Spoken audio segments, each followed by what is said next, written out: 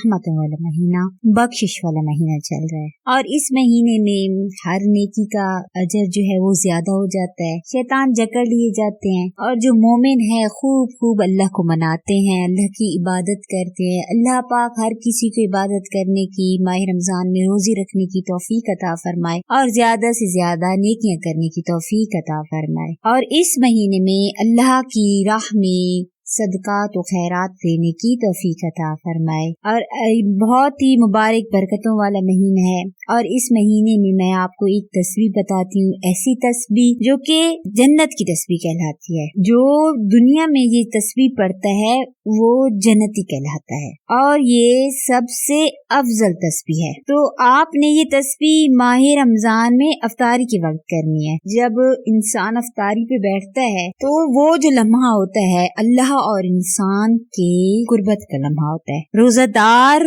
उस वक्त अपनी भूख प्यास पे सब्र करके बैठा होता है और इस इंतजार में कि अल्लाह तबारक व तआला का जब हुक्म होगा, अफ्तारी होगी, तो मैं तभी कुछ मुंह में डालूंगा और तभी कुछ खाऊंगा। और ये वो लम्हा होता है कि अल्लाह ताला फरमाते हैं कि इस लम्हे मैं अपने बंदे के सबसे ज्यादा करीब होता हूँ और वो जो मुझसे मांगता है मैं अता करता हूँ। तो अफ्तारी के वक्त ये तस्बीह करनी है। अफ्तारी से पहले यकीन कर लें रमजान के महीने में ही इंशाल्लाह आपके रिज्क के तमाम मसाइल हल हो जाएंगे। आपने करना क्या है कि जो भी इंसान रिज्क की तंगी की वजह से परेशान है, हर वक्त परेशान रहता है कि वो दुनिया का हर हरबा कर चुका है और वो समझता है कि मेरा रिज्क तंग है, मेरी जरूरियात पूरी नहीं हो रही, तो अल्लाह तबारक व तआला गैब से रिज्क अता कर देंगे और इंशाल्लाह हशाश बशाश हो जाएंगे। किसी भी दिन, किसी भी अफ्तारी में जितने दिन आपको याद अफ्तारी में आए तो आप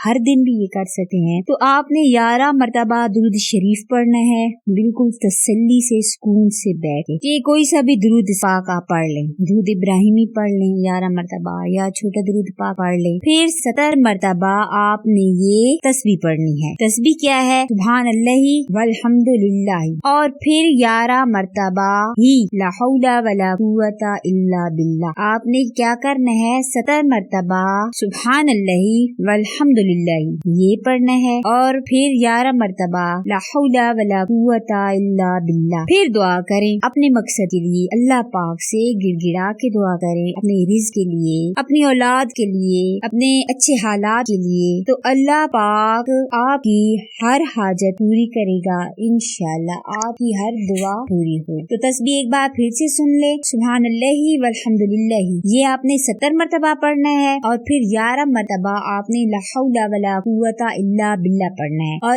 इसके पढ़ने से पहले आपने 11 मरतबा दुरूद इब्राहिमी या कोई सा भी छोटा सा दुरूद पढ़ लें। इंशाल्लाह आपकी रिज़्क की परेशानी हल हो जाएगी। अपनी दुआओं में याद रखिएगा। मेरी वीडियो को ज्यादा से ज्यादा शेयर कीजिएगा और अगर वीडियो पसंद आए तो कमेंट में लाजमी बताइए। जज़ाकल्लाह।